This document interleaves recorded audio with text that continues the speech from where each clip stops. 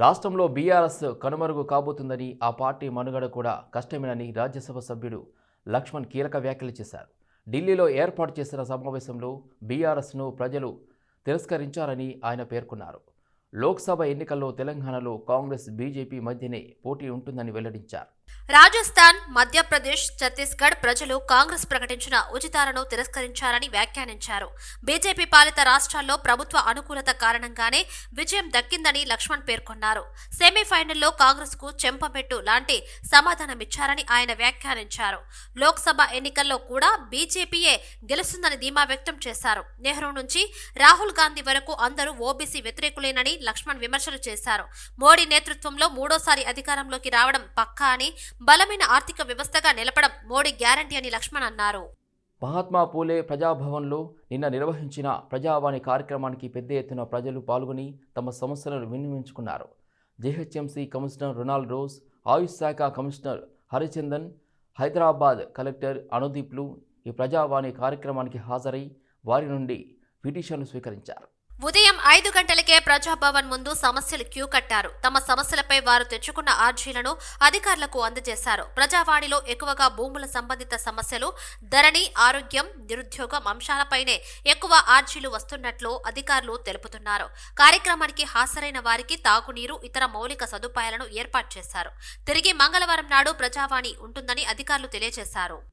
ప్రభుత్వం ప్రవేశపెట్టిన మహాలక్ష్మి పథకంతో ఉపాధి కోల్పోతున్నామని ఆటో డ్రైవర్లు నిజామాబాద్ జిల్లా బాల్కొండ, నిర్మల్లో ర్యాలీ చేపట్టారు. మహిళలకు ఉచిత బస్సు సౌకర్యంతో జీవనోపాధి దెబ్బతిందంటూ ఆటో వాలాలు రోడ్డెక్కారు. ఉపాధి కల్పించాలని ప్రభుత్వాన్ని డిమాండ్ చేశారు. సాధారణంగా ఆటోల్లో ఎక్కువగా ప్రయాణించేది మహిళలేనని, ఇప్పుడు ఈ పథకం వల్ల తాము నష్టపోతున్నానని వాపోతున్నారు. తమ ఉపాధి సంగతేంటని ప్రశ్నిస్తున్నారు. రాష్ట్రంలో ఆటో నడుపుతూ వేలాది మంది డ్రైవర్లు తమ కుటుంబాలను పోషించుకుంటున్నారని, ఇప్పుడు ఉచిత బస్సు ప్రయాణంతో రోడ్డున పడాల్సిన పరిస్థితి వచ్చిందని ఆవేదన వ్యక్తం చేశారు. బస్సులలో ఫ్రీగా ఇవ్వడం వల్ల మాకు ఆటో వాళ్ళకు ఎలాంటి ఉపాధి కలగడం లేదు.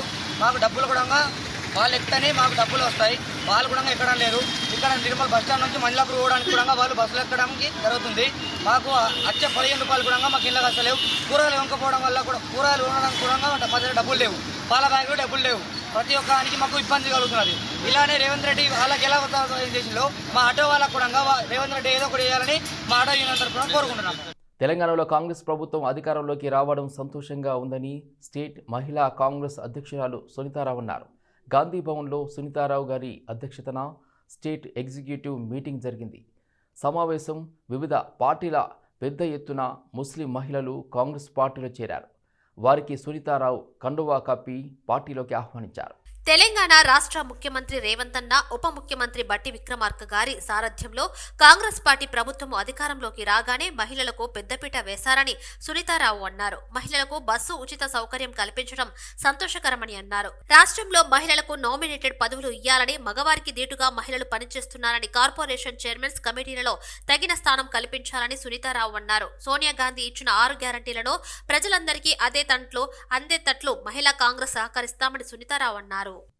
క్రియేటివ్ ఎడ్యుకేషన్ ప్రముఖ సంస్థ అయిన హామ్స్టెక్ కాలేజ్ హామ్స్టెక్ వార్షిక ఫోటో ఎగ్జిబిషన్ను ఈవెంట్ విజయవంతంగా ముగిసింది.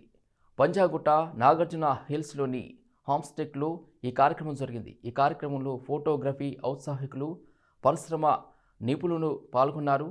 ఈ కార్యక్రమంలో విద్యార్థులు వారి సృజనాత్మక నైపుణ్యానికి గుర్తుగా విద్యార్థులకు అవార్డులు అందించారు. పోటీతత్వానికి అనుగుణంగా విద్యార్థులు ప్రతిభను చూపించారని కార్యక్రమ నిర్వాహకులు అన్నారు. మీరు ఇవాళ చూసింది పిక్సెల్ పర్ఫెక్ట్ అని. This is a photography division the certificate and degree course students work through the semester. So ఇక్కడ వేరియస్ కేటగిరీస్ ఉన్నాయి ఫోటోగ్రఫీలో.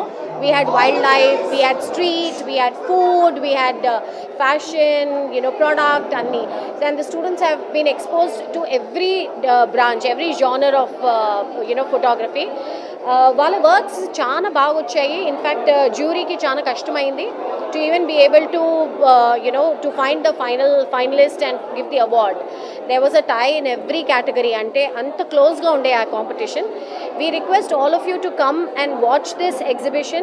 It's an exhibition of their works through their course.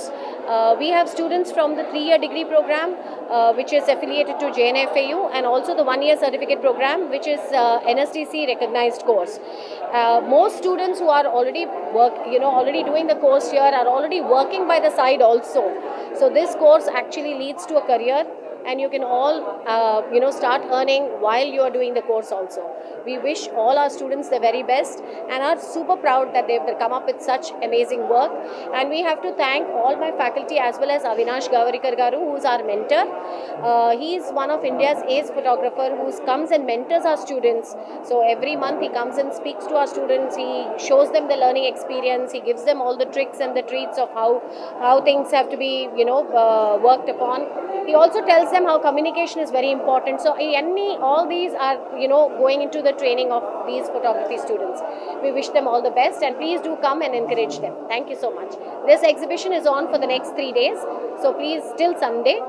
రాజ్యాంగబద్ధమైన గవర్నర్ వ్యవస్థను లెక్క చేయకుండా గత 9.5 ఏళ్లుగా కుటుంబ పాలనలో సాగించిన బీఆర్ఎస్ పాలనలో గిరిజన అభివృద్ధి జరగలేదని రాష్ట్ర గిరిజనుల తరపున మాజీ మంత్రి రవీంద్ర నాయక్ అన్నారు. నూతనంగా అధికారంలోకి వచ్చిన సీఎం రేవంత్ రెడ్డి కేసీఆర్ పాలనలో పడకేసిన గిరిజన అభివృద్ధి కార్యక్రమాలను పునఃప్రారంభించుటకు ఆదేశించారని కోరారు. అదేవిధంగా గిరిజన అభివృద్ధి సమస్యల పరిష్కారానికి రాష్ట్ర గిరిజన సలహా మండలిని నియమించి గిరిజనులను ఆదుకోవాలని రవీంద్ర నాయక్ కోరారు. आज तक उन्होंने खुद अपने पैरों पे खड़ा होने का, इनकम पैदा करने का काम नहीं किया. केवल ई बंधु आ बंधु बोलकर मंदू शॉप यानी बेल्ट शॉप जो है क्रिएट किए और यहाँ की ज़मीनात हड़प लिए. यहाँ का जो 9.5 साल का जो बजट तकरीबन 30 लाख करोड़ असेंबली अप्रूव किया सो, 9 लाख करोड़ केंद्र दिया सो और बैंकों से 6 लाख करोड़ लोन लेके आया. पूरा टोटल मिला के 30 लाख करोड़ बजट का आज कोई हती गति नहीं है, पता नहीं है. आज पूरे डिपार्टमेंट, एग्जाम्पल आपका सिविल सप्लाई डिपार्टमेंट जिसमें 56,000 करोड़ का जो है लोन है, उसी तरह जो है इलेक्ट्रिसिटी डिपार्टमेंट उसमें 86,000 करोड़ का उसमें घाटा है. इस तरह हर डिपार्टमेंट में घाटा ही घाटा. लेकिन केसीआर जो बोला एक काम भी नहीं किया, जिसमें डबल बेडरूम का घर भी नहीं दिया, दलित को सीएम नहीं बनाया, 3 एकड़ ज़मीन नहीं दिया, घर घर को जॉब नहीं दिया और जो हमारे फार्मर्स का लोन 1 लाख रुपीस का वो माफ़ी नहीं किया. इस तरह मैं कितने बोलूँ, कोई काम नहीं किया. केवल ये जो है पिट्टा कतलू यानी ये कथा बोलते थे, झूठ बोलना, लोगों को जो है हमेशा वादा करना और वादे से मुकरना, यही जो है केसीआर का ये रहा. और आज केसीआर जो है आज बड़ा नाटक भी कर रहा है कि उनको एक्सीडेंट हो गया इसलिए लोगों में सिंपैथी. एक्सीडेंट हुआ होगा, एक्सीडेंट अगर हुआ तो भगवान उनको जल्दी से जल्दी ठीक करे. लेकिन उन्होंने जो गलतियां की, उन्होंने जो करप्शन किया, उन्होंने जो फैमिली रूल किया, उसके अगेंस्ट में ये जो आने वाला कोई भी गवर्नमेंट हो, केंद्र सरकार हो या राज्य सरकार हो, ये दोनों का दायित्व है. इसके ऊपर एक्शन लेनी चाहिए. ये प्रजा का पैसा जो है हमारा केसीआर ने उसको दुर्विनियोग किया है. ये इस चीज़ को मानना. स्टेट एक्सचेकर जो था उसको जो है इन्होंने पूरी तरह से जो है ख़राब कर दिया. वो प्रजा के तक नहीं गया, प्रजा को कोई चीज़ मिली नहीं. आज किसी को नौकरी नहीं मिली, किसी को ज़मीनात नहीं मिले और आज जो है वुमेन का एम्पावरमेंट है उनको भी कुछ नहीं हुआ. आज जितने हॉस्टल चल रहे, जितने जो है आश्रम स्कूल चल रहे, वहाँ पर कोई एडमिनिस्ट्रेशन ठीक नहीं है. హయత్ నగర్లో ఎల్బీ నగర్ నియోజకవర్గ కాంగ్రెస్ పార్టీ ఏ బ్లాక్ ప్రెసిడెంట్ గుర్రం శ్రీనివాసరెడ్డి ఆధ్వర్యంలో టీపీసీసీ ప్రచార కమిటీ చైర్మన్ మధుయాష్కి జన్మదినం సందర్భంగా సేవా కార్యక్రమాలు చేపట్టారు. ఉదయ్ ఫౌండేషన్ లో విద్యార్థులకు పండ్లు, భోజన సరుకులు పంపిణీ చేశారు. ఈ కార్యక్రమంలో Yatnagir division Congress party ST cell president Danavath Srinivas Nayak, Kalyan, SC cell president Chinna Santosh, Venkatesh, Hanumanthu, Gopi, Babulal తదితరులు పాల్గొన్నారు. ప్రజల సమస్యలపై కృషి చేసే నాయకుడు మధుయాష్కి అని కాంగ్రెస్ నాయకులు అన్నారు. టీపీసీసీ ప్రచార కమిటీ చైర్మన్, మాజీ పార్లమెంటు సభ్యులు మధు యష్కి జన్మదిన సందర్భంగా కాంగ్రెస్ నేతలు సేవా కార్యక్రమాలు నిర్వహించారు. ఎల్బీ నగర్ నియోజకవర్గ కాంగ్రెస్ పార్టీ ఇన్ఛార్జ్ జక్కిడి ప్రభాకర్ రెడ్డి ఆధ్వర్యంలో వనస్థలిపురం ప్రభుత్వ హాస్పిటల్లో గర్భిణీ స్త్రీలకు రోగులకు పండ్లు బ్రెడ్ ప్యాకెట్ల పంపిణీ చేశారు. ఈ కార్యక్రమంలో మన్సూరాబాద్ డివిజన్ అధ్యక్షులు బుడ్డా సత్యనారాయణ, జిల్లా సీనియర్ నాయకులు కల్లెం నరసింహారెడ్డి, జాలే వెంకట్, శ్యామల్ రెడ్డి, చంద్రశేఖర్ తదితరులు పాల్గొన్నారు. తెలంగాణలోని 11 లక్షల మంది గృహ కార్మికుల హక్కులను పరిరక్షించాలని గౌరవ అధ్యక్షుడు వర్గీస్ శేఖనాథ్ సోమాజిగూడ ప్రెస్ క్లబ్లో పేర్కొన్నారు.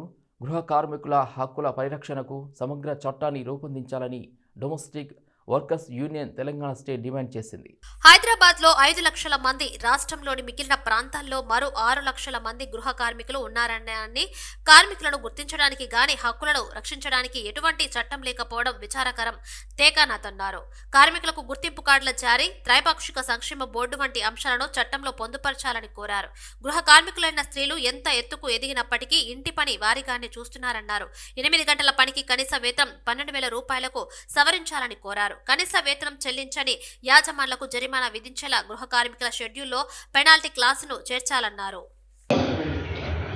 ముఖ్యంగా తెలంగాణ గవర్నమెంట్ రేవంత్ రెడ్డి గారు సార్ ముఖ్యమంత్రి గారికి అభినందనలు. ఈ కొత్త ప్రభుత్వం నుంచి అందరూ ఒక నూతనమైన కార్యక్రమాలను, నూతనమైన అంశాలను, కాంగ్రెస్ పార్టీ కొత్తది కాకపోయినా 10 ఏళ్ళ తర్వాత కొత్తగా మళ్ళీ మన తెలంగాణ రాష్ట్రంలో మొదటిసారిగా పాలిస్తోంది కాబట్టి మనము ఈ ప్రభుత్వం నుంచి కొంచెం హోప్ పెట్టుకోవచ్చు అని అనుకుంటున్నాను అందరూ. సో ఆ హోప్ని ముఖ్యంగా ప్రభుత్వం నిలబెట్టాలని, ముఖ్యంగా ఇలాగా అనార్గనైజ్డ్ సెక్టర్కి ప్రభుత్వం బాధ్యత వహించాలని, వారి యొక్క డిమాండ్లను గుర్తించాలనేది నా మొదటి విన్నపం. రెండో విషయం ఏంటంటే గృహ కార్మికులకు సంబంధించి మనం ఇప్పుడు universal declaration of human rights సందర్భంగా మనం మాట్లాడుకోవాల్సింది అసలు స్త్రీలందరూ గృహ కార్మికులే అంటే పెళ్ళై. And India is the largest sending country of domestic workers. What we want is that the domestic workers are recognized.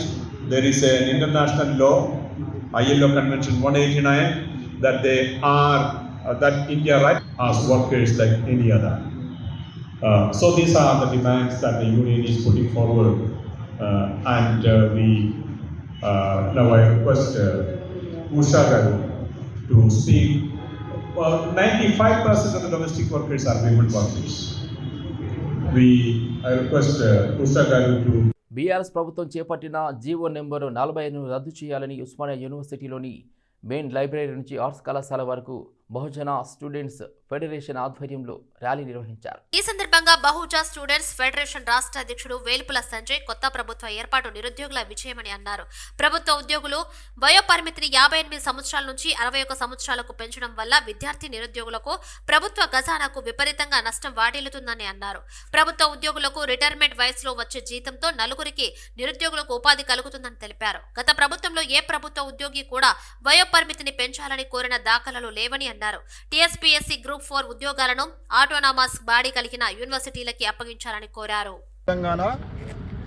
Telangana రాష్ట్రంలో నూతనంగా ఏర్పడినటువంటి కాంగ్రెస్ ప్రభుత్వానికి ఉస్మానియా యూనివర్సిటీ విద్యార్థుల పక్షాన బహుజన్ స్టూడెంట్స్ ఫెడరేషన్, బహుజన విద్యార్థి సంఘాలుగా మేము శుభాకాంక్షలు తెలియజేస్తూ ఈ ప్రభుత్వానికి మేము ఒకటే తెలియజేయదలుచుకున్నాం. మీ విజయం ఈ రాష్ట్రంలో విద్యార్థి నిరుద్యోగుల విజయంగా మీరు భావించాల్సిన అవసరం ఉందని మీకు గుర్తు చేస్తూ, గత ప్రభుత్వం అయితే జీవో నెంబర్ 45ని తీసుకొచ్చి 48 సంవత్సరాల వయసు ఉన్నటువంటి ప్రభుత్వ ఉద్యోగులకు 58 సంవత్సరాలు ఉన్నటువంటి ప్రభుత్వ ఉద్యోగుల వయసును 61కి పెంచి వాళ్లకు సడలింపు ఇవ్వడం జరిగింది. ఈ సడలింపు ఇవ్వడం ద్వారా విద్యార్థి నిరుద్యోగులకు ఇది తీవ్రమైన నష్టంతో పాటు ప్రభుత్వానికి కూడా, ప్రభుత్వ ఖజానాకు కూడా ఇది పూర్తి స్థాయిలో నష్టంగా ఉంటుందనే విషయాన్ని మేము మీకు దృష్టి తీసుకురావడం జరుగుతుంది. అదేవిధంగా ఒక ప్రభుత్వ ఉద్యోగి తన రిటైర్మెంట్ వయసులో మినిమం 2 లక్షల పైచిలకు జీతాన్ని పొందుతున్న సందర్భంలో అదే ఒక నిరుద్యోగులుగా మీరు అవకాశం కల్పిస్తే ఆ జీతంలో కనీసం 5-6 కూడా జీతం పొంది పనిచేస్తారని ఈ ప్రభుత్వానికి మేము విజ్ఞప్తి చేస్తున్నాం. అదేవిధంగా ఈ వయసు అనేది ఖచ్చితంగా సడలించాల్సిన బాధ్యత ఈ ప్రభుత్వం పైన ఉంది అని కూడా మేము తెలియజేసుకుంటున్నాం. ఈ ప్రభుత్వం గత ప్రభుత్వాన్ని ఏ ఉద్యోగులు కూడా ఎప్పుడు కూడా కోరిన సందర్భం కూడా లేదు. వాళ్ళు ఎందుకనంటే నిజంగా ఇప్పటికే బీపీ షుగర్లు వచ్చేసి వాళ్ళు 58 సంవత్సరాలకే పనిచేయని పరిస్థితి మనం చూస్తున్న సందర్భం తెలుసు.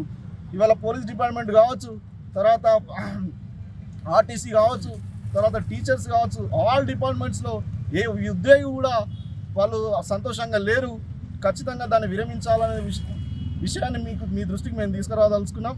అదేవిధంగా ఇవాళ యూనివర్సిటీలలో కూడా టీఎస్పీఎస్సికి అప్పగించినటువంటి గ్రూప్ 4 పోస్టులను మీరు తిరిగి యూనివర్సిటీలకు వాళ్ళ యూనివర్సిటీ అటానమస్ కాపాడే విధంగా ఆ పోస్టులను తిరిగి యూనివర్సిటీలకి అప్పగించాలని కూడా ఈ సందర్భంగా మేము మీకు గుర్తు చేస్తూ మీరు ఖచ్చితంగా దీనిపై దృష్టి పెట్టాలని, విద్యార్థి నిరుద్యోగులకు న్యాయం చేయాలని మేము ఈ ప్రభుత్వానికి విజ్ఞప్తి చేస్తున్నాం.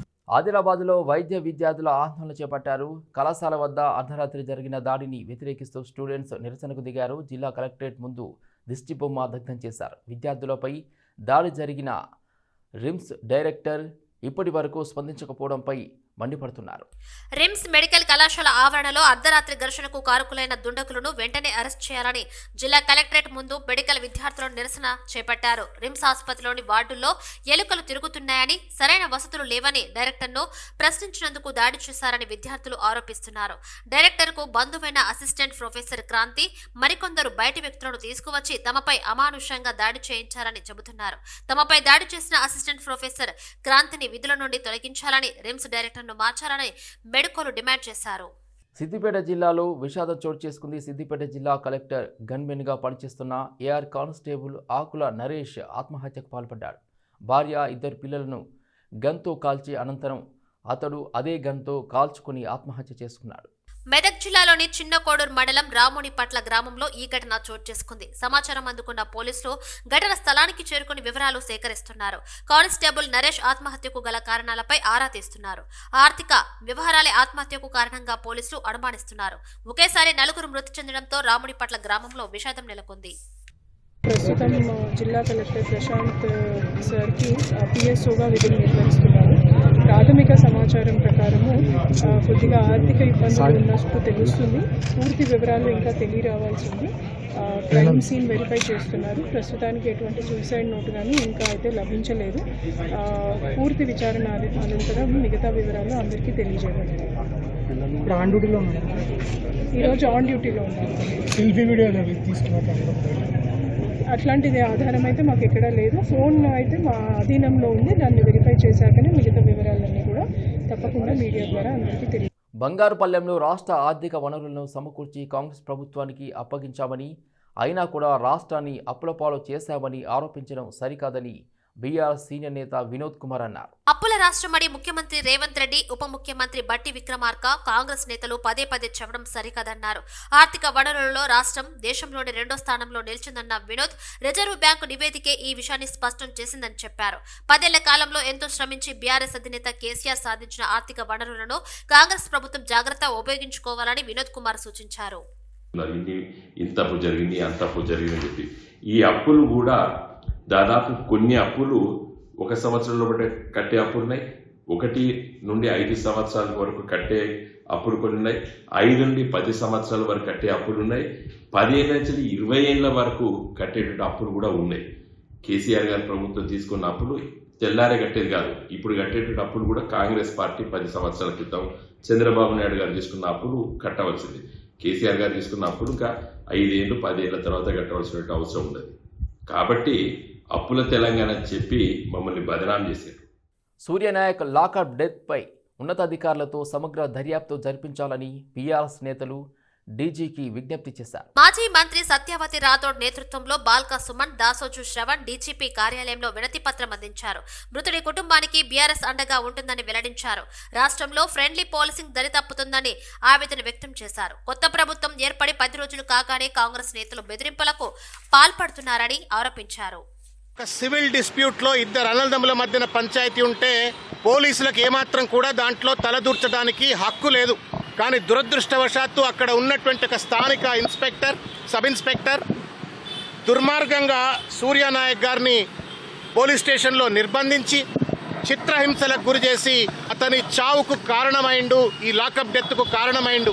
వెంటనే ఆ ఇన్స్పెక్టర్ను అరెస్ట్ చేయాలా, సబ్ ఇన్స్పెక్టర్ను అరెస్ట్ చేయాలా, అతనిపై చట్టపరమైన చర్యలు తీసుకోవాలని చెప్పని మేము డీజీపీ గారికి విజ్ఞప్తి చేయటమైంది. లా అండ్ ఆర్డర్ ఎవరైనా వైలేట్ చేస్తే చర్యలు తీసుకోండి, కానీ రాజకీయ కక్షలకు కార్పణ్యానికి తెలంగాణ వేదిక కాకుండా చూడాలా అని చెప్పని కూడా డీజీపీ గారికి మేము విజ్ఞప్తి చేయటమైంది. తెలంగాణ ప్రభుత్వం మరో కీలక నిర్ణయం తీసుకుంది. మాజీ ముఖ్యమంత్రి కేసీఆర్కు భద్రతను కుదించింది. ఇప్పటి వరకు Z+ కేటగిరీ భద్రతలో ఉన్న కేసీఆర్కు Y కేటగిరీ భద్రతను ఏర్పాటు చేశారు. కేటగిరీ భద్రత కింద కేసీఆర్ కు 4+4 గన్మెన్లతో పాటు ఇంటి దగ్గర సెంట్రీ ఉంటుంది. కాన్వేకు సంబంధించి ఒక వాహనాన్ని ఏర్పాటు చేస్తారు. మాజీ మంత్రులుగా పనిచేసి ఇప్పుడు ఎమ్మెల్యేలుగా ఉన్న వారికి 2+2 భద్రతను కల్పించారు. మాజీ ఎమ్మెల్యేలకు, కార్పొరేషన్ల చైర్మన్లకు భద్రతను పూర్తిగా తొలగించారు. కాంగ్రెస్ ప్రభుత్వం అధికారంలోకి వచ్చిన తర్వాత ముఖ్యమంత్రి రేవంత్ రెడ్డి పలు అంశాలపై సమీక్షలు నిర్వహిస్తున్నారు. ఇందులో భాగంగా ప్రముఖుల సెక్యూరిటీపై కూడా సమీక్ష జరిగింది. మాజీలలో ఎవరికైనా భద్రత అవసరమైన వారికి ఏజెన్సీ ఏరియాలో ఉన్న వారికి గన్మెన్లను ఇచ్చే అవకాశం ఉంది. అయితే వీరికి సంబంధించి పూర్తిగా రివ్యూ చేసిన తర్వాతే గన్మెన్లను ఇవ్వడంపై తుది నిర్ణయం తీసుకుంటారు.